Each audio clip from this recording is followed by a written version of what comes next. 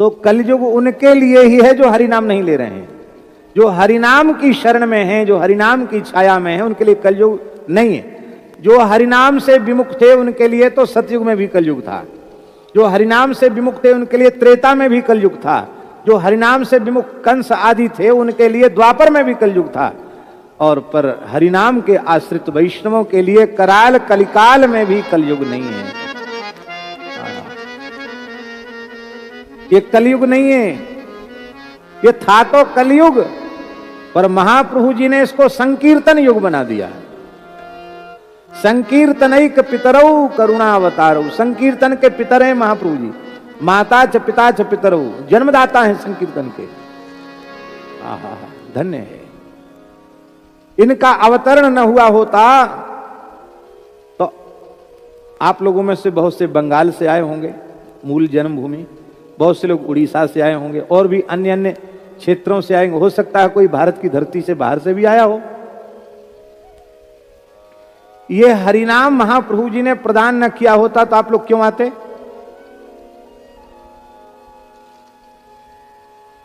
हरिनामाश्रयी के लिए कलयुग नहीं है।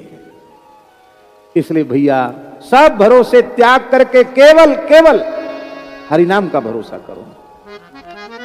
क्यों? उसका निरूपण कर रहे हैं।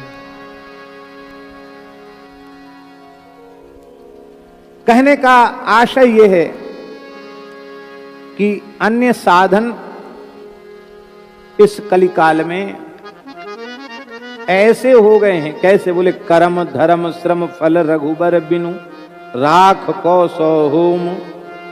तुलसीदास जी कह रहे हैं राख कैसो होम।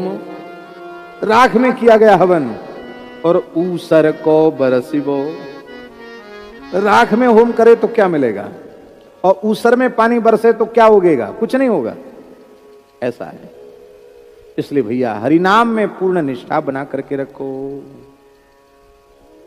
आगे कह रहे हैं नाहिन आवत आन भरोसो। क्यों? बोले तप तीरथ उपवास दान मख जेहि जो रुचे करो सो। हम ये नहीं कहते आप मत करो, जो जेहि रुचे, जिसकी जिस साधन में रुचि हो वो उस साधन को करे। जो जेहि रुचे करो सो। क्या क्या करें? आपकी तपस्या में रुचि, करो तपस्या, कोई मना नहीं। तीर्थ यात्रा में रुचि, करो तीर्थ यात्रा। उपवास में रुचि है, करो उपवास। दान में रुचि है, करो खूब दान। यज्ञ में रुचि है, खूब करो यज्ञ, तो मना नहीं है। क्यों? क्योंकि आप तो करोगे ही। क्यों करेंगे? हरिनाम नहीं करोगे, राम नाम नहीं जपोगे, ये सब करोगे। क्यों करोगे? इसलिए करोगे क्योंकि पाय ही पे जानिबो कर्म फल भरी भर वेद परोसो।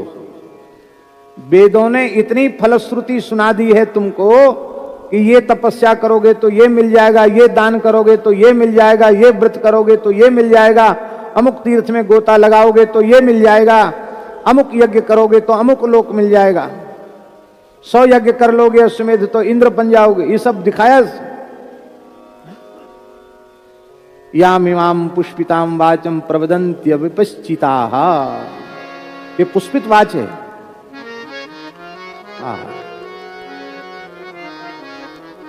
लेकिन गोस्वामी जी कहते हैं पाये ही पे जानिबो कर्म फल। करो करो, कोई बात नहीं, करो, लेकिन फल मिले तब समझोगे। इसको फल मिलेगा नहीं, फल मिलेगा नहीं।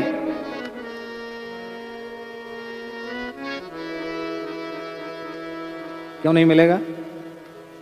बोले इसलिए फल नहीं मिलेगा कि उस साधन को जिस मर्यादा से करना चाहिए उस मर्यादा से तुम कराल कलिकाल के कुप्रभाव से कर ही नहीं पाओगे। जब कर ही नहीं पाओगे तो फल कैसे मिलेगा? फिर भी तुम भजन तो करोगे नहीं, यही सब करोगे, करो। जब मिल जाए तब समझना, इसका मतलब मिलेगा ही नहीं। पाई ही पे जानी वो, मिले तब समझना कि कुछ मिला, कुछ नहीं मिलेगा।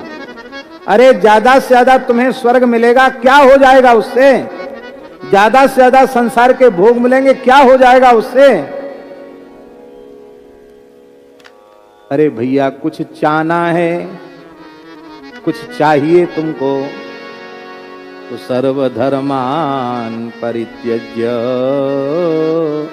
माम एकम शरणं व्रज। अहं त्वा सर्व पापेभ्यो मोक्षयिष्यामि मा शुचो। शरणागत होकर क्या कहना? रे मन कृष्ण नाम कह लीजिए, और कुछ नहीं करना। शरणागत होकर केवल श्री नाम का आश्रय लेना। ध्यान दें,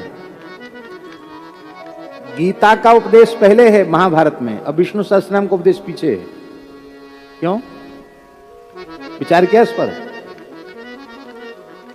वेदादि उपनिषदों का, वेदादि का सार उपनिषद है, उपनिषदों का सार गीता है, गीता का सार शरणागति है, और शरणागति का सार हरिनाम है। इस हरिनाम का उपदेश भगवान ने नहीं किया, भीष्म जी के द्वारा विष्णु सहस्त्रनाम का उपदेश करवाया।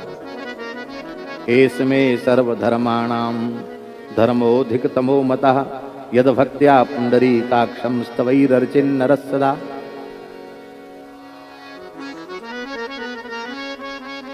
शरणागति का भी तत्व, शरणागति का भी प्राण नाम है।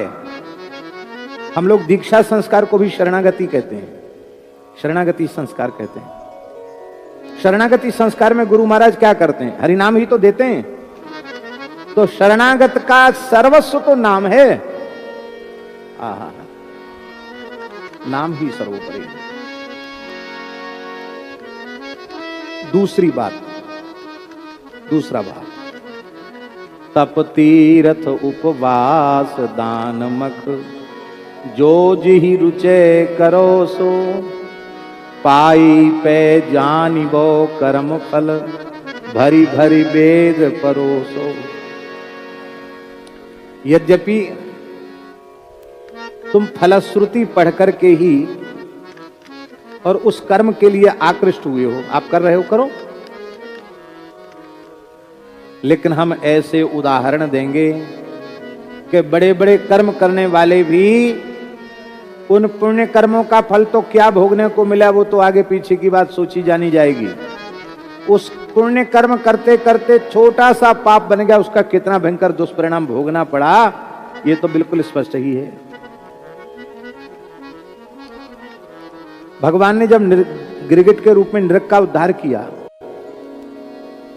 तो महाराज जी इतनी कांति थी उसके शरीर से कि पूरा द्वारिका जगमगा उठा, इतना प्रकाश उसके शरीर से निकल रहा था। भगवान ने कहा, महाशय आपका परिचय? अरे बोले, रे राम राम राम राम, आप हमको नहीं पहचानते? ये अहंकारी का परिचय है। उसको कहना चाहिए था कि प्रभु आप तो सर्वज्ञ परमात्मा हैं, आपसे क्या छिपा है, आप तो सब जानते ही हैं, फिर आप क्या पूछ रहे हैं? ये कहते तो समझते कि हाँ भक्त है। वो कहते, अरे आप हमको नहीं पहचानते हैं तो बड़े दुख की बात है। क्यों? दानियों की सूची सुनी है? हाँ सुना तो है। यदि ते कर्णमस्पृशम, यदि तुम्हारे कान में दानियों के नाम पड़े होंगे तो उनमें पहला नाम हमारा होगा, पहले नंबर का दानी हूं मैं। भगवान बोले, कौन सा दान किया आपने? बोले, जितने दान है ना, उन दान में 3 दानों को श्रेष्ठ माना गया है, भूमि दान, स्वर्ण दान और गोदान। कितने दान? भूमि दान, स्वर्ण दान और गोदान। अब 3 में श्रेष्ठ कौन सा है? बोले, इन तीनों में श्रेष्ठ गोदान है, क्योंकि सविधि गोदान करेंगे तो गाय के लिए गौशाला बना के देनी पड़ेगी, गोचर भी छोड़ना पड़ेगा, तो गाय के साथ भूमिदान हो गया कि नहीं हो गया? फिर स्वर्ण श्रृंग मंडित करके देना होगा, फिर उसको खिलाने के लिए कुछ द्रव्य देना होगा, स्वर्ण देना होगा। तो गाय दान अंगी है, गोदान अंगी है, और भूमि दान और स्वर्ण दान उसके अंग बनकर अपने आप आ जाएंगे। इसलिए 3 दानों में गोदान सबसे श्रेष्ठ है। हमने गोदान किया। भगवान बोले कितना गोदान किया है? अरे बोले वाह, क्या बात पूछते हो। यावत्य सिकता भूमे यावत्यो दिवि तारका यावत्यो वर्षधाराश्च तावतीम अददास्मगा। वर्षा में जितनी बूंदें हैं, धरती में जितने रजकण हैं, आकाश में जितने तारे हैं, उतनी गायों का दान हमने किया। अब कोई किसी के पास कैलकुलेटर हो तो जोड़ लो। धरती के रजकण जोड़े हुए, आकाश के तारे गिनोगे, वर्षा की बूंदे गिन पाओगे? अरे इतना ही कह देता कि महाराज मुझे याद नहीं है, असंख्य गायों का दान। इतना ही कह देता कि महाराज मुझे याद नहीं है, असंख्य गायों का दान। इतना ही बहुत था। अहंकार बोल रहा है उसका। भगवान बोले गिरगिट क्यों बने?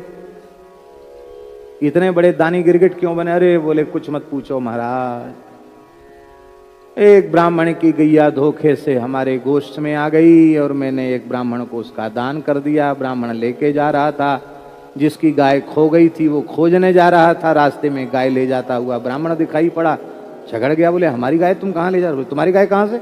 हम तो महाराज नृग से लेके आए हैं। झगड़ते दोनों ब्राह्मण मेरे पास आ गए।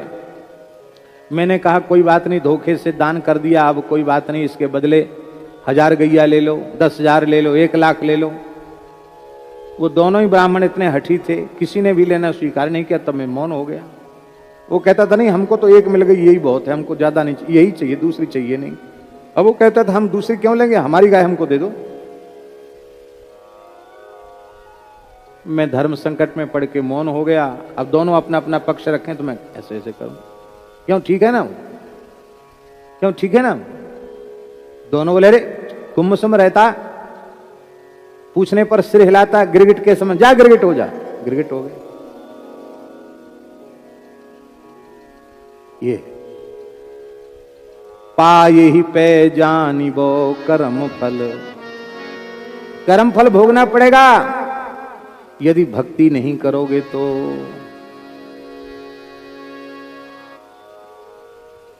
हा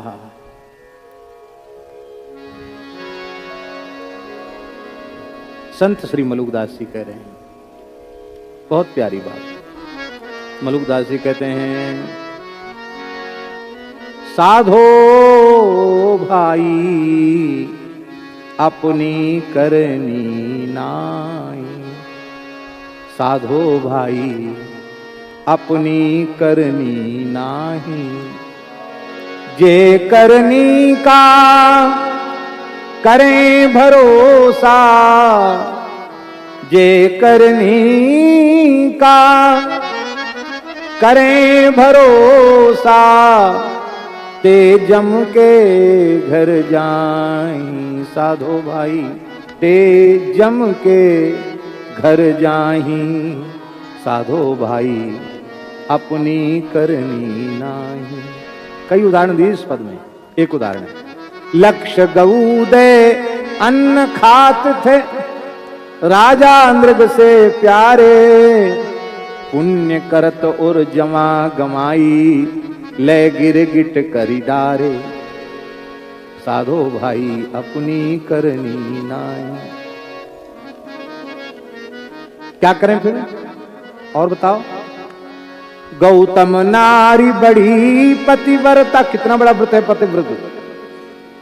बहुत कीने दाना करनी कर वैकुंठ न पैठी। काहे भई पशाना। साधो भाई अपनी करनी नाही। अंतिम में है इसमें पद में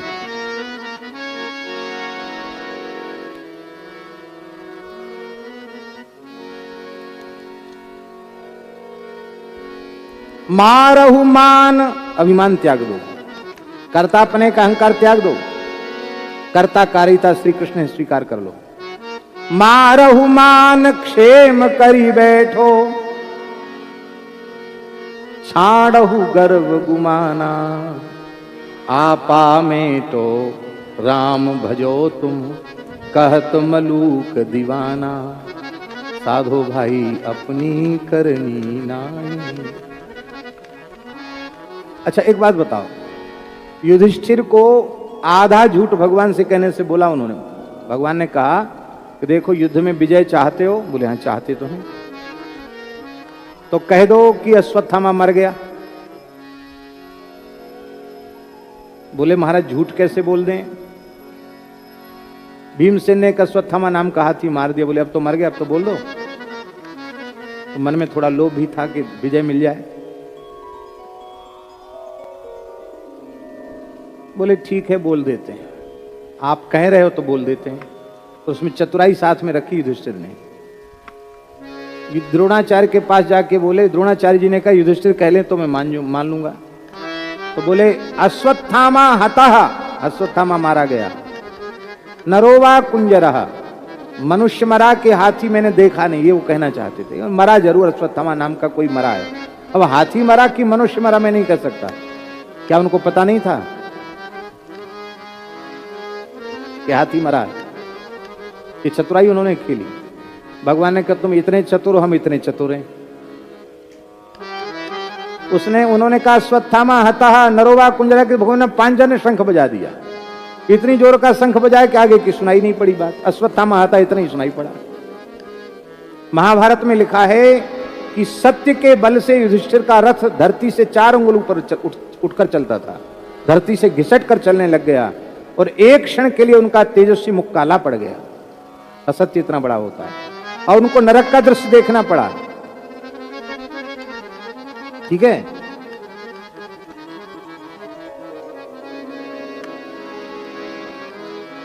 प्रतिज्ञा की थी वसुदेव जी ने कंस के सामने कि जो भी संतान होगी हम तुमको दे देंगे।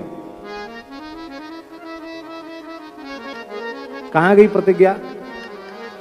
8वीं संतान गोकुल पहुंचाया है, बेटी ले आए और कंस ने पूछा तो झूठ और बोल दिया कि 8वीं में तो बेटी सही थी कि गलत था। क्या वसुदेव जी नहीं जानते थे? झूठ क्यों बोले? कहीं भी लिखा पाया आपने कि वसुदेव जी झूठ बोले उनको नरक देखना पड़ा? क्यों? युधिष्ठिर को नरक देखना पड़ा, वसुदेव जी को क्यों नहीं देखना पड़ा? अपने पिता होने के कारण कि चलो पिताजी को थोड़ी रियायत दे देते हैं, ऐसा नहीं है।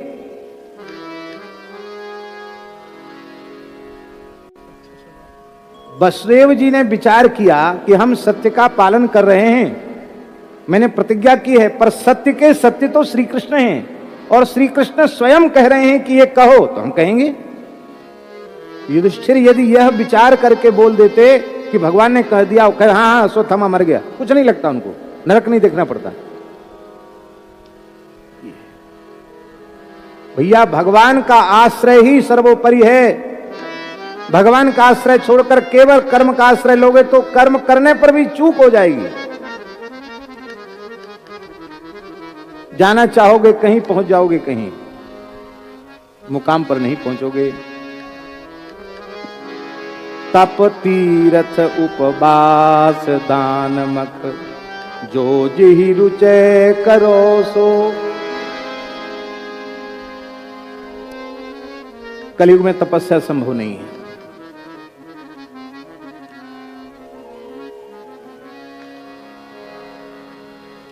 बिजली है, पंखा है, इधर भी एक पंखा लगा है।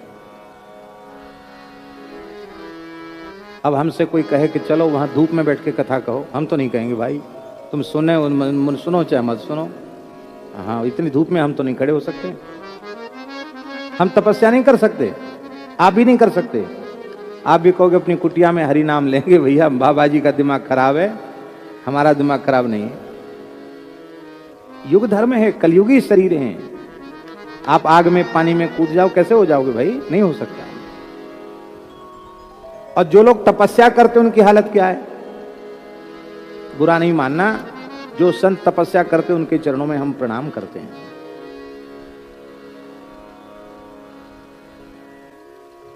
पंच धुनी, द्वादश धुनी, 84 धुनी, कोट धुनी, खप्पर धुनी, देखा होगा कुंभादि में सब संत तपते हैं और सब प्रणाम के योग्य हैं, बहुत अच्छे हैं। बहुत अच्छे अच्छे संत भी उनमें होते हैं, बड़े प्रेमी अनुरागी संत भी होते हैं।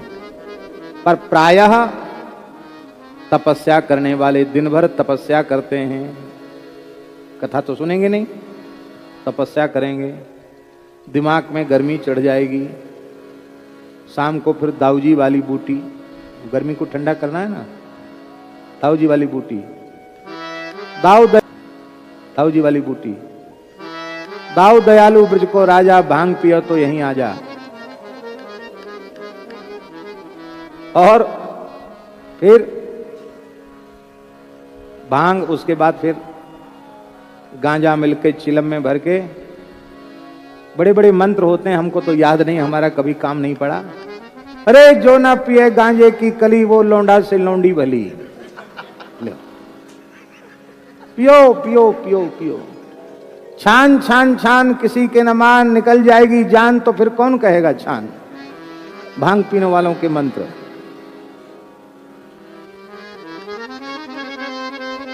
फिर बिना भगवत चरणामृत लिए जल भी नहीं पिएंगे, बिना जगन्नाथ जी का निर्माल लिए कुछ भी नहीं खाएंगे, बिना गुरु महाराज का चरणामृत लिए कुछ भी नहीं लेंगे। नियम तो नहीं लिया।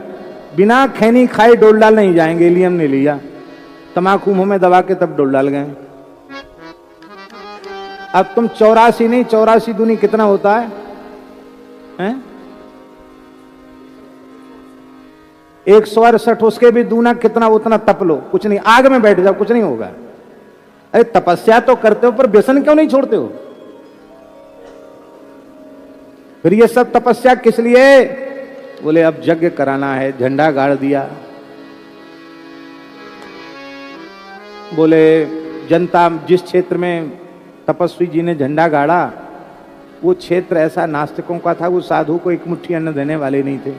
बोले बाबा चाहे झंडा गाड़ो चाहे पताका गाड़ो, हम कुछ देने वाले नहीं हैं। बोले नहीं तो यज्ञ होगा। बोले भाई नहीं होगा यज्ञ।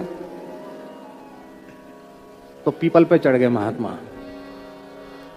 एक पीपा केरोसिन का तेल लेके, मिट्टी का तेल लेके चढ़ गए और स्नान कर लिया मिट्टी के तेल से। आग लगा के पीपल के ऊपर अब हम जलते हैं, पूरे गांव को बंधवा देंगे। अरे भैया बाबा जी उतर आओ, उतर आओ, उतर उतर, ले ले ले लाओ लाओ लाओ लाओ। बोले नहीं नहीं, इतना 1000 इकट्ठा हो जाएगा, इतना मन अन्ना आ जाएगा, तब नीचे उतरेंगे। उतरेंगे नहीं। अरे भाई ऐसा करके आपने जगह करा भी लिया तो कौन सा पुण्य लग जाएगा आपको, क्या हो जाएगा? तपस्या का प्रयोजन क्या हुआ? यही हुआ तपस्या का प्रयोजन। तीर्थ, तीर्थ यात्रा। तीर्थ में जिस मर्यादा से हमको जाना चाहिए, क्या उस मर्यादा से हम जाते हैं? अन्य क्षेत्रे कृतम पापम तीर्थ क्षेत्रे विनश्यति, तीर्थ क्षेत्रे कृतम पापम वज्रलेपो भविष्यति। यहाँ आने के बाद झूठ भी बोलते हैं, यहाँ आने के बाद क्या नहीं करते हैं, सब कुछ करते हैं। गंदगी करते हैं, यहाँ तीर्थ में गंदगी करनी चाहिए। भैया जी, श्री तुलसीदास जी महाराज जीवन पर्यंत काशीपुरी के भीतर न मलमूत्र न लघुशंका गए न डोल डाल गए। दोनों समय गंगा जी पार करके पल्ली पार जाते थे, गंगा के उस पर 80 घाट से। और आज भी एक नौका का टुकड़ा रखा है 80 घाट पर। वो नौका तो खत्म हो गई, वो टुकड़ा आज भी रखा, बाद में उनको नौका बनवा दी, अपने हाथ से नौका खेके जाते थे पल्ली पार। काशी में अंतिम क्षण तक रहे, लेकिन मलमूत्र का त्याग, भगवान का धाम है, इसमें मलमूत्र का त्याग कैसे करें? कहां हम लोगों से मर्यादा निभती है? हमारे हरे राम बाबा जिनकी चर्चा हम कर रहे हैं, करते हैं कभी कभी, जब तक उनका शरीर ठीक रहा महाराज जी, तब तक वृंदावन की पंचकोशी के भीतर न वे लघुशंका गए न डुल्लाल गए।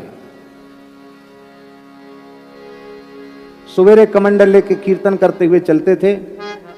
परिक्रमा में चामुंडा मंदिर है ना, चामुंडा देवी, चामुंडा देवी के आगे जाते थे, जहां वृंदावन की सीमा खत्म, वहां जाके डोल डाल गए। फिर चामुंडा पे हैंड पंप रहता था, वहां नहाए धोए, और वहां से नहा धो के, नहाना धोना भी उनका विचित्र ही था बाबा का। हरे राम बाबा तो हरे राम बाबा थे, सब कपड़ा धो के सुखा देते थे, लंगोटी भी धो के सुखा देते थे। तब तक दिगंबर ही रहते थे, अपने कीर्तन करते रहते, कोई हंसो चाहे कुछ कहो, उनको कोई लेना देना नहीं। तब तक नंगे रह जाते, कपड़ा थोड़ी ज्यादा ले जाते, धो के डाल देते और अपना आराम से सब काम कर, कान पे जनेऊ चढ़ा रहता। परमहंस थे वो तो। और कपड़ा सूख जा, नहा धोने के बाद कपड़ा सूख जाता तो पहन के प्रेम से अपना कीर्तन करते हुए 12 घाट होते हुए और फिर केसी घाट होते हुए फिर महाराज जी के पास आ जाते। कैसा उनका था महाराज जी, फिर शाम को फिर चलते, पूरे दिन लघुशंका नहीं करना, रात को लघुशंका नहीं करना। 100 साल की उम्र में महाराज, 100 साल की उम्र तक 5 कोसी के बाहर पैदल चल करके लघुशंका जाना।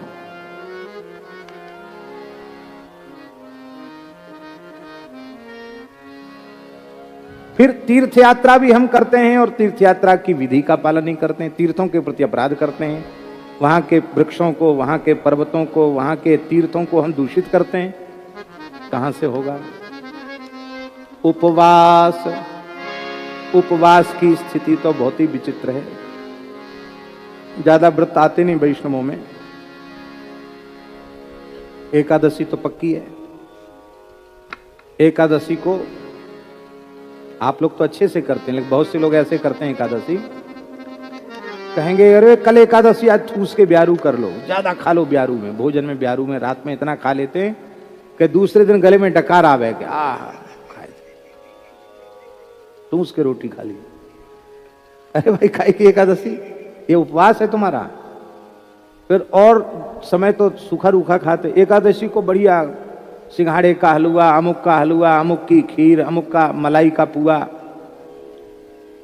कितनी बार? बोले ज्यादा नहीं, एकादशी है 11 बार तक पा सकते हो, इससे ज्यादा पाओगे तो शायद व्रत भंग हो जाएगा। उपवास की भी कलयुग में ये उपवास उपहास बन गया। अभी त्रिस्पर्शा एकादशी आई थी, भगवान की दया से हम लोगों ने उपवास किया, कितना सुख मिला उपवास में, इसको कहते उपवास।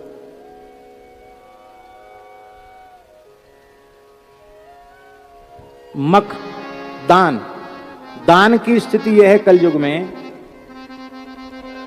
दातापने का अहंकार छोड़कर देश काल पात्र का विचार करके अपने न्यायोचित परिश्रम से कमाए गए धन के द्वारा जो दातापने के अहंकार से मुक्त होकर देश काल पात्र को का विचार करके दान किया जाता है, उस तद्दानम सात्विकम स्मृतम, वो दान सात्विक दान है।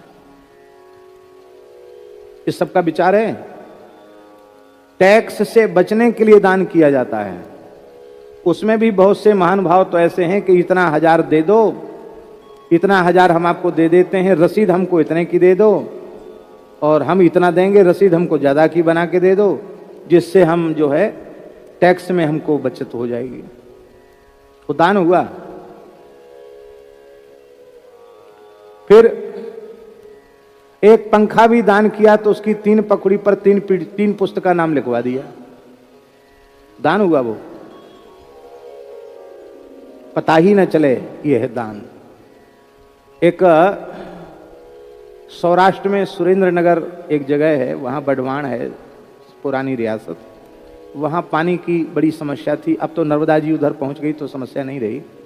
तो वहाँ एक जगह मीठा पानी था, तो एक वहीं के सज्जन बंबई में रहते थे, उन्होंने धन खर्च किया, और हम समझते हैं कि ये बात 30-35 साल पुरानी बात होगी। 5 लाख रुपए खर्च हुआ उस समय। उसमें कितना पैसा? 5 लाख में टंकी भी बन गई, अब तो नहीं बनेगी उतने में, टंकी भी बन गई, बोरिंग हो गई, और उसका एक उत्सव था, उसने नगर पालिका को वो भेंट किया था। तो उस उत्सव में, लोकार्पण में, स्वामी श्री संपूर्णानंद जी को बुलाया गया।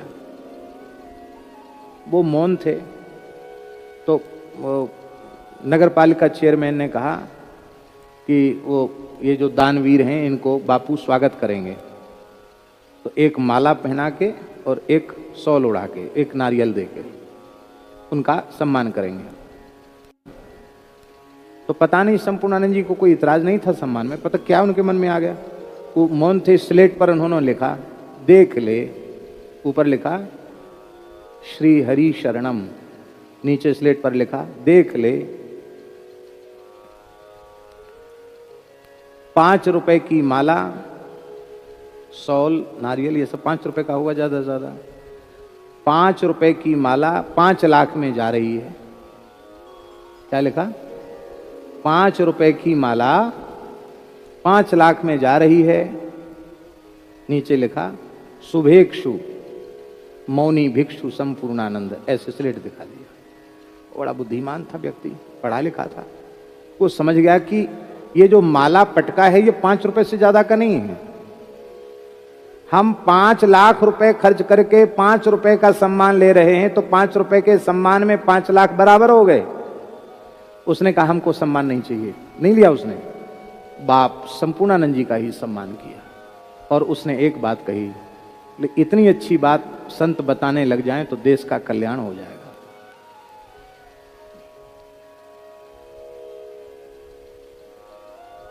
दान का बखान करना, उसको प्रचारित करना, दान का पुण्य नष्ट। संपूर्णानंद जी महाराज कहते थे, किसी संत के आश्रम में कमरा बनवाओ, अच्छी बात है, पर वहां अपना नाम मत लिखाओ, मैंने ये बनाया है, क्योंकि तुमको दान का बिल्कुल पुण्य नहीं मिलेगा। सारा पैसा तुम्हारा नष्ट हो गया, और देने के बाद नाम पट्टी अधिकार तुमने अपना बना के रखा, फिर ये हमारा कमरा है, हम इसमें आकर के रुकेंगे। तो दान की हुई वस्तु का उपभोग करोगे तो नरक जाओगे। तो कहते थे बनाओ और कहो कि संत ही इसमें रहें, हम नहीं रहेंगे इसमें, हम तो आएंगे अलग रुकेंगे, दर्शन करके जाएंगे, हम नहीं रहेंगे। हम रहेंगे तो हम अपना अपना खरीद के बनाएंगे, उसमें रहेंगे। यहां तो हमने दान किया है, दान की हुई वस्तु को भोगने का हमारा अधिकार नहीं।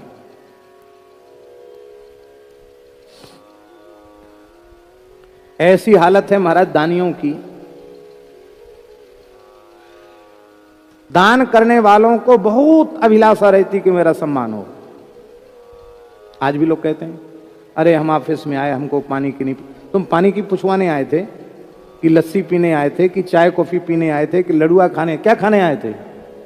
दान करने आए तो दान करके चले जाते। दान करने की इच्छा कम है, पर वहां से सम्मान लेने की इच्छा बहुत अधिक है। कैसे तुम्हें दान का पुण्य मिलेगा? ये दान की स्थिति है। मख यज्ञ, यज्ञ की स्थिति कलिकाल में ऐसी है महाराज जी, यज्ञ की स्थिति तो ऐसी है महाराज, हम क्या कहें आप। अयाज्य याजन बहुत बड़ा दोष है। यजमान की भी पात्रता होनी चाहिए ना, ऐसा ऐसा यजमान हो वो यज्ञशाला में प्रवेश करे। अब इतने कुंड का यज्ञ है और प्रधान कुंड की बोली है 51 लाख 51 लाख 51 लाख 51 लाख 51 लाख 1 51 लाख 2 51 लाख 3 51 लाख 10। बोलो बोलो बोलो। किसी ने कहा 51 लाख, दूसरा बोला 51 लाख 51 हजार, तीसरा 51 लाख 51 हजार 5100 बोली लगी। अब जो बोली अंतिम में सबसे बड़ी हुई और उसके आगे किसी ने नहीं बोला, वो प्रधान कुंड का यजमान हो गया। इसका मतलब क्या हुआ? प्रधान कुंड का यजमान वो अच्छे कर्म करने वाला है कि नहीं, उसका खान पान पवित्र है कि नहीं, उसके आचरण पवित्र हैं कि नहीं, उसका धन कुछ नहीं। कोई भी आवे उल्लू का पट्टा 51 लाख रुपए लेकर यजमान बन जाए। अब कमेटी वालों को ये इच्छा है कि ज्यादा से ज्यादा पैसा आवे, उसमें हमको ये काम करवाने हैं, ये उनको इच्छा है यज्ञ के नाम पर। जिन महात्मा को आगे करके यज्ञ रखा गया उनकी इच्छा है कि कुछ हमें मिले ज्यादा, और जो बेचारे पंडित जी आए हैं उनको, पंडित लोग जो आए उनको इच्छा है कि इतना चंदा हुआ है, इसमें से ज्यादा अच्छी भेंट विदाई पंडितों की होनी चाहिए। और जो कथा बांचने आए उनको है कि अच्छी दक्षिणा हमको मिलनी चाहिए, और जो लीला करने आए उनको भी तो ये इच्छा होगी कि अच्छी भेंट विदाई हमारी होनी चाहिए। तो यज्ञ तो बहुत अच्छा है, पर सब और लोभ का साम्राज्य है, और लोभ है सर्व पाप को मूल, सारे पापों की जड़ लोभ है। ये है तप तीर्थ उपवास दान मख, ये सब दूषित हो चुके हैं कलयुग में। इसलिए गोस्वामी जी कहते हैं हम इनकी असलियत समझ चुके हैं, इसलिए जो जो ही रुचे करो सो, जिसको जो रुचे वो करे, क्योंकि पाए ही पे जानिबो कर्म फल भरी भरी वेद परोसो। कर्म फल तो तुम्हारे हाथ में श्रम ही लगने वाला है, कुछ मिलने वाला नहीं है। पर तुम्हारी प्रवृत्ति भजन में नहीं है, तुम्हारी प्रवृत्ति हरिनाम को छोड़कर इन साधनों में ही है, क्योंकि भरी भरी वेद परोसो। हम भी पुराण पाठ करते हैं, इस समय भविष्य पुराण पढ़ का मूल पारायण कर रहे हैं। इतने सुंदर सुंदर व्रत उपवासों का वर्णन है कि मन कराता है कि ये भी करना चाहिए, ये भी करना चाहिए, ऐसा मन कराता है। इतने आकर्षक सब हैं, अच्छे अच्छे काम करना भी चाहिए जिससे बने जो। लेकिन भैया सर्वोपरि हरिनाम है। हरिनाम को छोड़ करके दूसरे का आश्रय मत लो। ठाकुर जी खड़े हो जाएं सामने आकर और कहें कि भाई देखो, एक तो हम हैं और एक हमारा नाम है, दोनों तो नहीं मिलेंगे, एक ही मिलेगा, एक रखो। तो आप तो नारद जी, हम लोग तो नारद जी की ही बात मानेंगे। इतने हल्के को लेके क्या करेंगे? तुम हल्के फुल्के हो, जहां जाओ वहां जाओ। हम तो सबसे भारी को लेके रहेंगे। और सबसे भारी कौन है? कहाँ हूं कहाँ लगी नाम बड़ाई, राम न सकहीं नाम गुण गाई, राम न सकहीं नाम गुण गाई, राम न सकहीं नाम गुण गाई।